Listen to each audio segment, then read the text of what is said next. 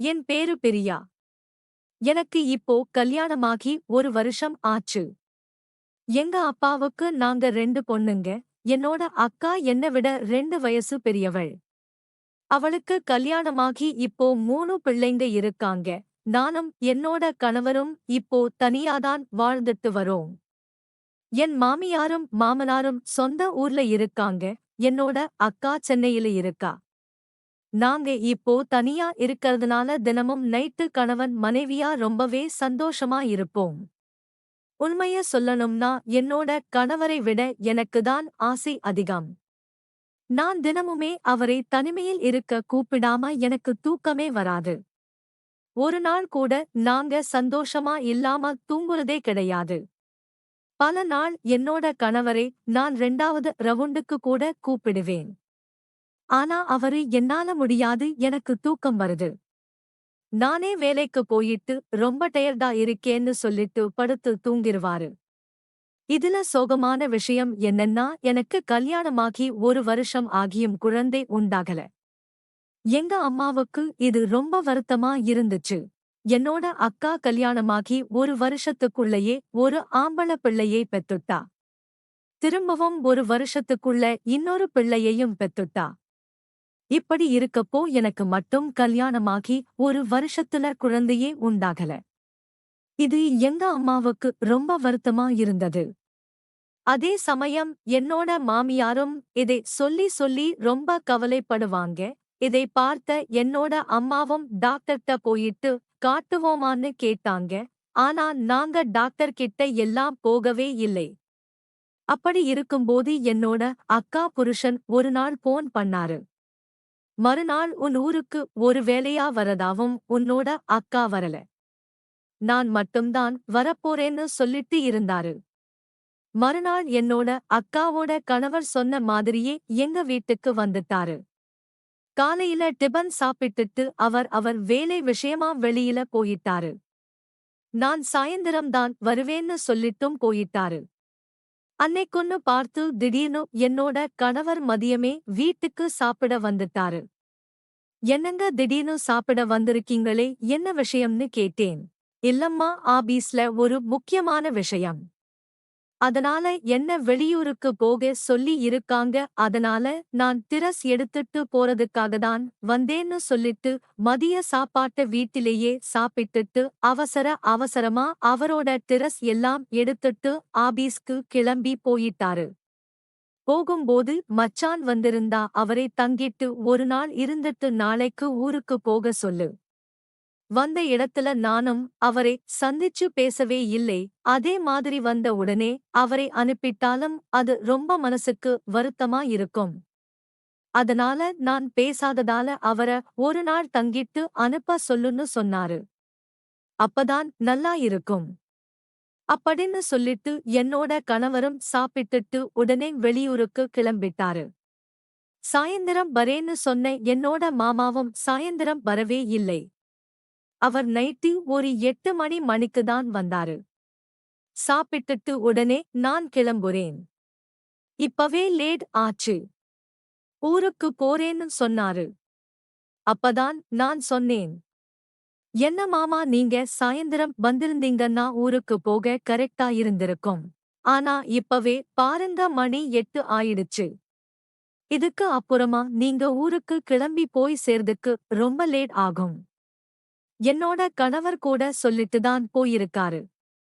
மச்சான் வந்தாருன்னா நைட் தங்கிட்டு போக சொல்லுன்னு. ஏற்கனவே நேத்துதான் டிராவல் பண்ணிட்டு வந்திருப்பாரு. மறுபடியும் இன்னைக்கும் அவரு டிராவல் பண்ணா உடம்பெல்லாம் ரொம்ப வலியா இருக்கும். அதனால நாளைக்கு போனா அவரால எந்த வேலையும் செய்ய முடியாது. அதனாலதான் இன்னைக்கு ஒரு நாள் நைட்டு நல்லா தங்கி ரெஸ்ட் எடுத்துட்டு நாளைக்கு போக சொல்லு அப்படின்னு சொல்லிட்டுதான் போயிருக்காரு. அதனால நீங்க கண்டிப்பா இருந்துட்டுதான் போகணும்.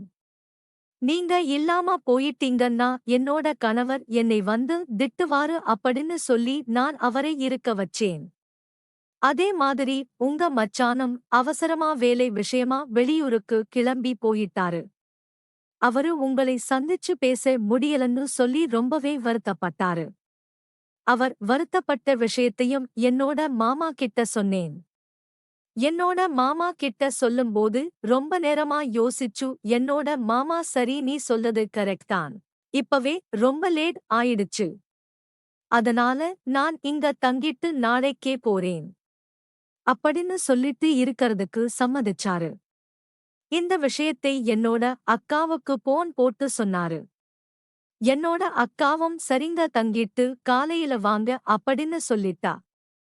அதுக்கப்புறமா என்னோட மாமா டிபன் சாப்பிட்டு முடிச்சதுனால சரி டைம் பாஸ் பண்ணுவோம் அப்படின்னு சொல்லிட்டு சோபால உட்கார்ந்து டிவி பார்க்க ஆரம்பிச்சாரு.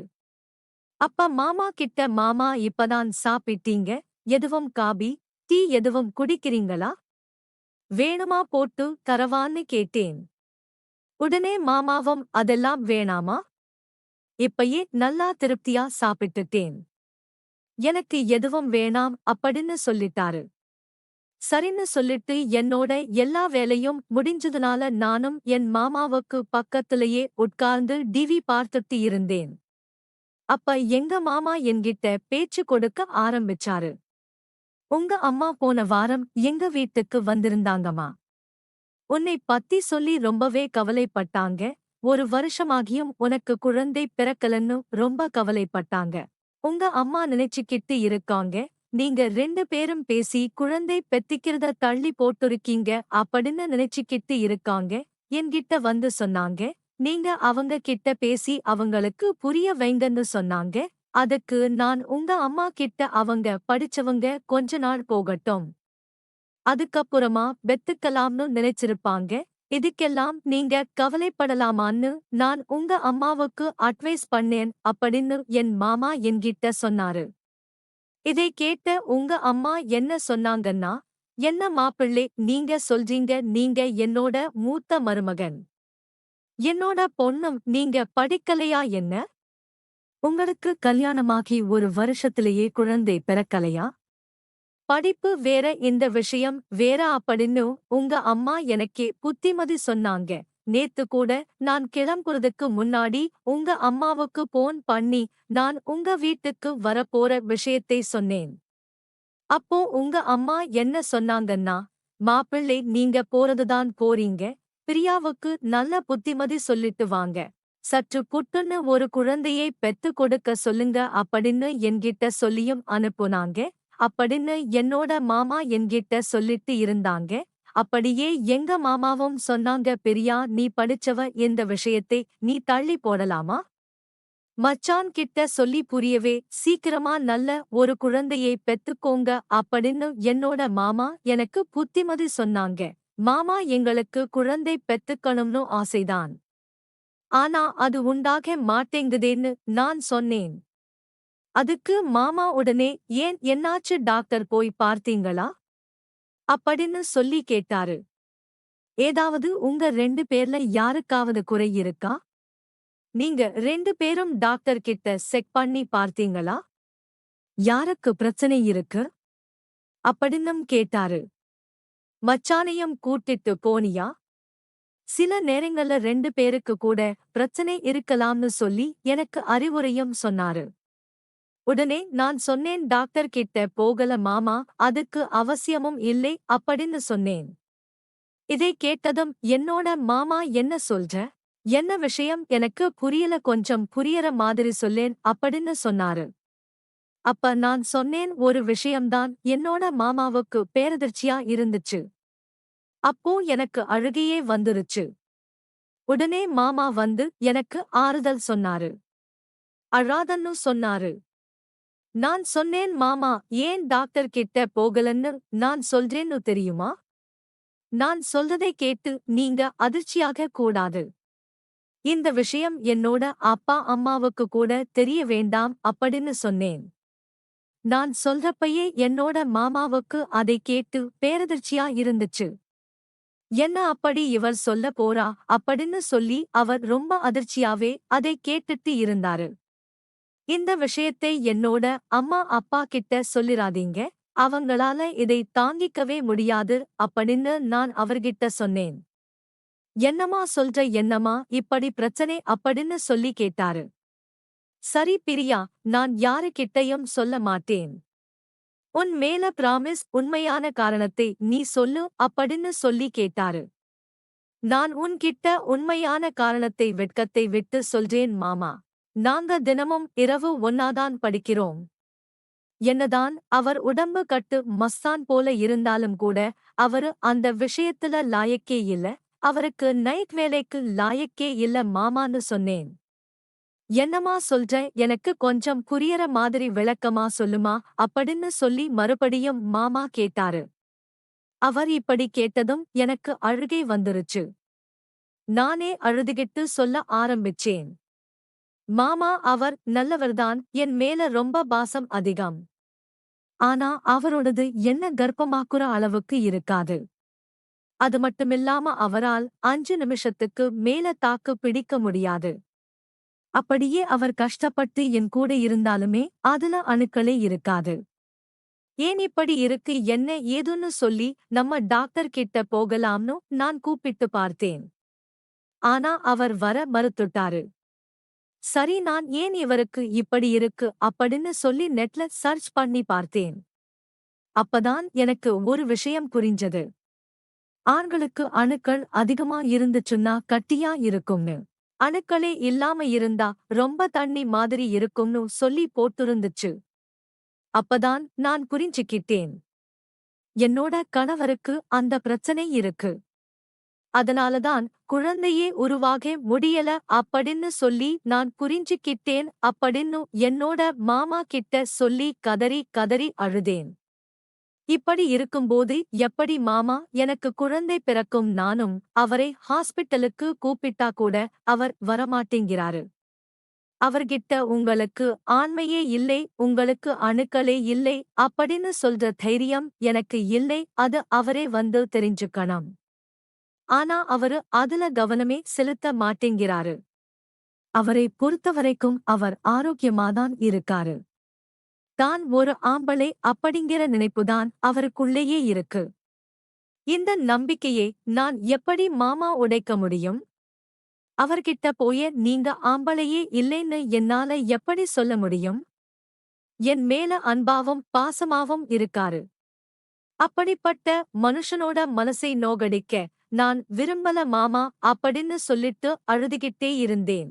அப்ப என்னோட மாமா என்கிட்ட வந்து அழாதம்மா அப்படின்னு சொல்லி எனக்கு ஆறுதலும் சொன்னாரு. அப்ப நான் அவர் மேல சாஞ்சிக்கிட்டேன். அப்ப அவரு என்னோட கண்ணெல்லாம் தொடைச்சு விட்டாரு. ஆறுதலா சில வார்த்தைகளையும் சொன்னாரு. அப்படியே சொல்லிட்டு இருக்கும்போது நான் இன்னும் கொஞ்சம் பழம் கொடுத்து அவர் மேல சாஞ்சிக்கிட்டேன். அப்ப நான் அழுதுகிட்டே என்னோட மாமா கிட்ட ஒரு விஷயத்தை சொன்னேன். மாமா, நான் சொல்றேன்னு தப்பா எடுத்துக்காதீங்க. ஊர்வாயை அடைக்கிறதுக்கு நீங்க நினைச்சா எனக்கு உதவி செய்ய முடியும்னு சொன்னேன். என்னமா சொல்ற, எனக்கு புரியலையே, புரியற மாதிரி சொல்லு அப்படின்னு சொன்னாரு. இல்ல மாமா, நீங்க நினைச்சா எனக்கு ஒரு குழந்தையை கொடுக்க முடியும் அப்படின்னு சொன்னேன். இதை கேட்டதும் என்னோட மாமா அதிர்ச்சியாகிட்டாரு. என்ன இப்படி எல்லாம் பேசுற, இந்த மாதிரி எண்ணத்துல என்கிட்ட நீ பழகாத அப்படின்னு கோபப்பட்டாரு. இல்ல மாமா, என்னோட நிலைமையை நீங்கதான் புரிஞ்சுக்கணும். இந்த விஷயத்தை நான் என் அப்பா அம்மா கிட்ட கூட நான் சொல்லல. அவங்க மனசு நோக்குவாங்க. இப்ப அவங்களுக்கு இருக்கக்கூடிய ஒரே பிரச்சனையே எனக்கு குழந்தை இல்லைங்கிறதுதான். என்னோட மாமனார் மாமியாருக்கும் அதே பிரச்சனைதான். எனக்கு குழந்தை இல்லைன்னு என்னோட கணவரை ஹாஸ்பிட்டலுக்கு கூப்பிட்டா கூட அவர் வரவும் மாட்டேங்கிறாரு. அவரை பொறுத்தவரைக்கும் அவர் ஒரு ஆண்மகன் அப்படிங்கிற நினைப்புதான் அவர்கிட்ட எப்பவுமே இருக்கு. இப்படி இருக்கும்போது எல்லா இடத்திலையும் இந்த பிரச்சனையை சமாளிக்கிறது நான் மட்டும்தான்.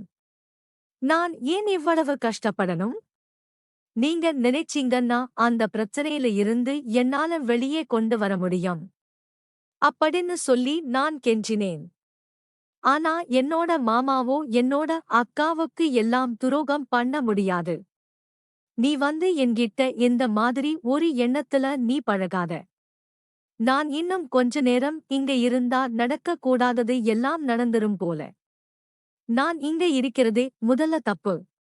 நான் இப்ப உடனே கிளம்புறேன் அப்படின்னு சொல்லிட்டு என்னோட மாமா வீட்டை விட்டு கிளம்புறதுக்கு உடனே பெட்டி பிடிக்கை எல்லாம் எடுத்துக்கிட்டு கிளம்ப முயற்சி பண்ணாரு. அப்ப நான் என்னோட மாமாவை எவ்வளவோ தடுத்து பார்த்தேன்.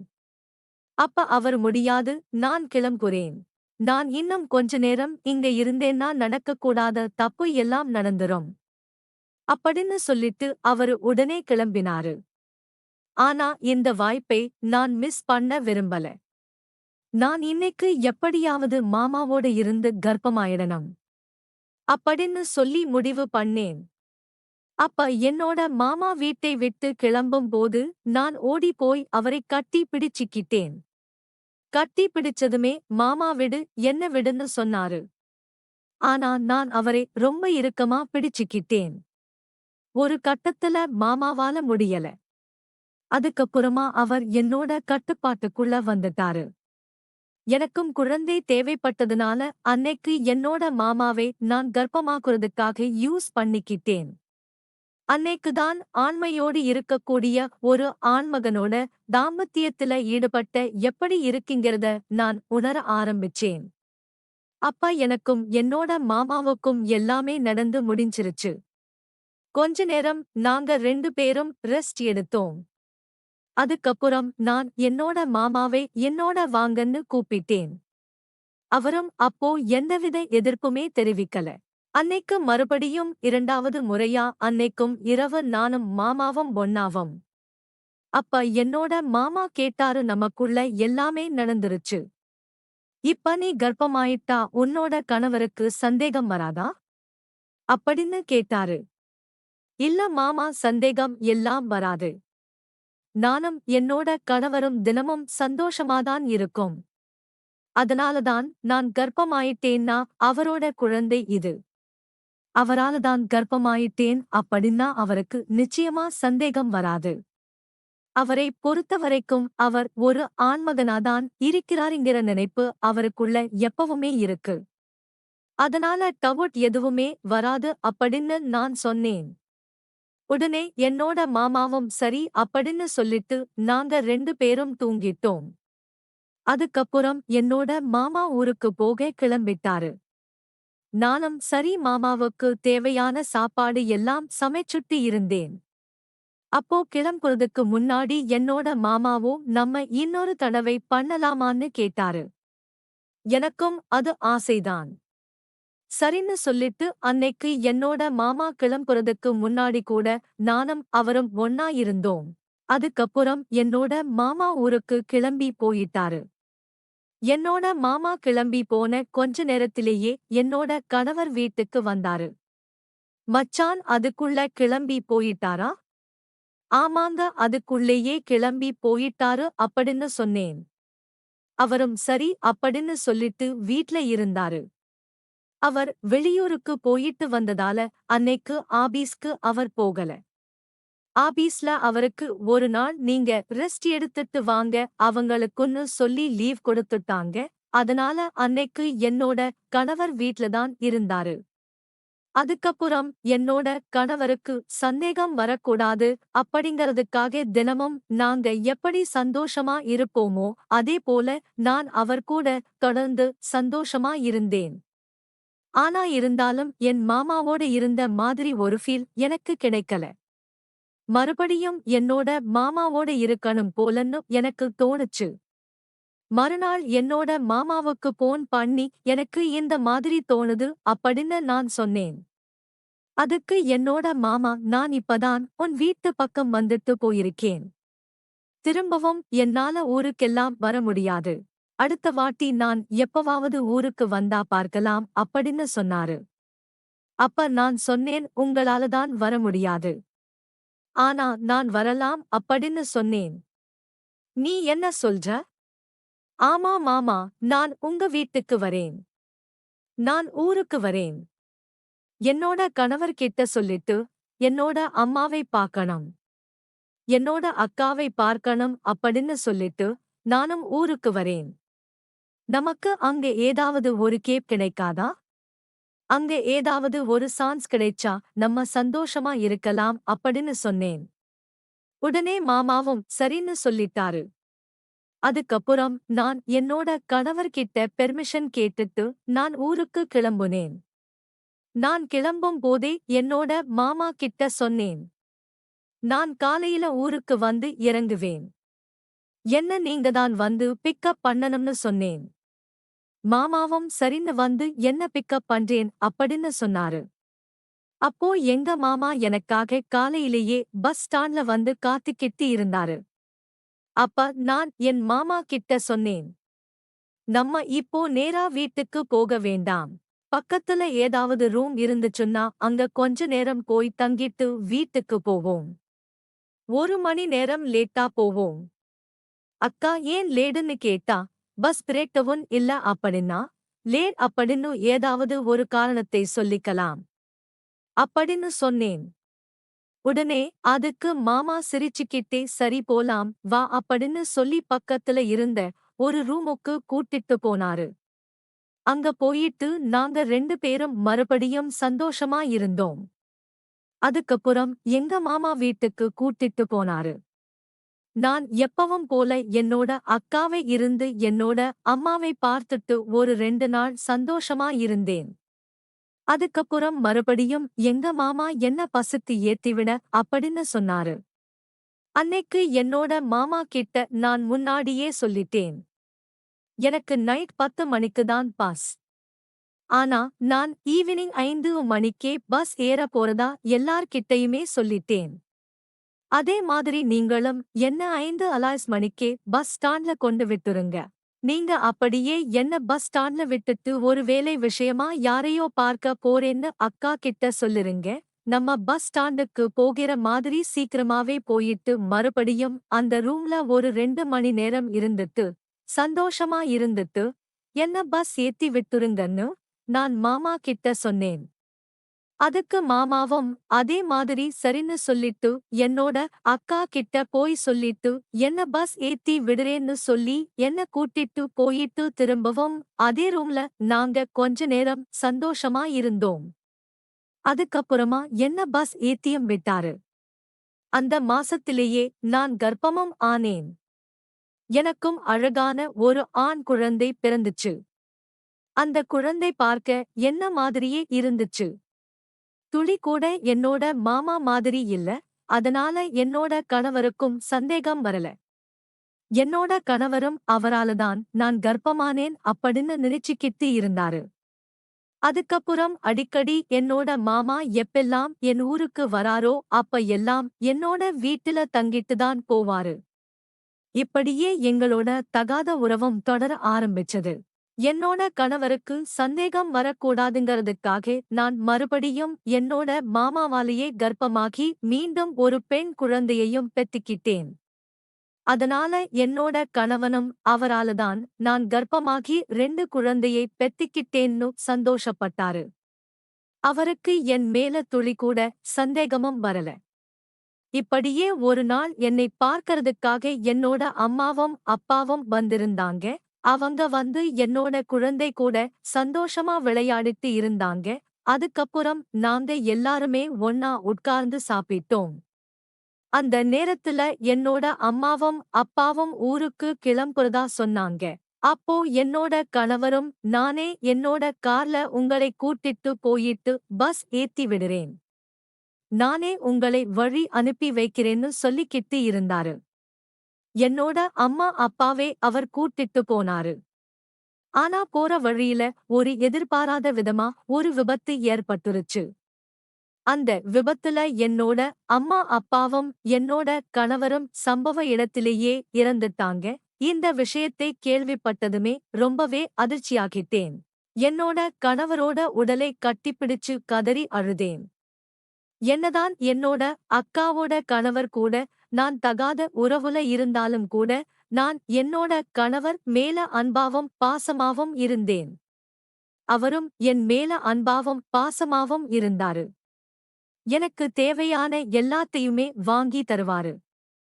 எனக்கு எதெல்லாம் பிடிக்குங்கிறத என்னோட கணவருக்கு நல்லாவே தெரியும். என்னோட அந்த அளவுக்கு நெருக்கமாவும் அன்பாவும் இருந்தாரு. இப்படி ஒரு விஷயம் நடக்கும்னு நான் நினைச்சு கூட பார்க்கல. இது எனக்கு பேரதிர்ச்சியை கொடுத்துச்சு. என்னோட கணவர் என்னுடைய எதிர்காலத்துக்காகவும் குழந்தைகளோட எதிர்காலத்துக்காகவும் கிட்டத்தட்ட 1 கோடி ரூபாய்க்கு மேல இன்சூரன்ஸும் எடுத்திருந்தாரு. என் கணவருக்கு செய்ய வேண்டிய எல்லா இறுதி சடங்குகளையும் செஞ்சு முடிச்சோம். கொஞ்ச நாள்லயே எனக்கு அந்த பணமும் வந்துச்சு. அதுக்கப்புறம் நான் மட்டும் இங்க எப்படி தனியா இருக்கிறது? அதனால நான் ஊருக்கே போயிடலாம்னு முடிவு பண்ணேன். அக்காவோட துணையா நமக்கு இருப்பா. மாமாவோட துணையும் நமக்கு இருக்கும்னு நினைச்சு நாம இனி இந்த வீட்டில இருக்க வேணாம்னு காலி பண்ணிட்டு ஊருக்கே போயிட்டேன்.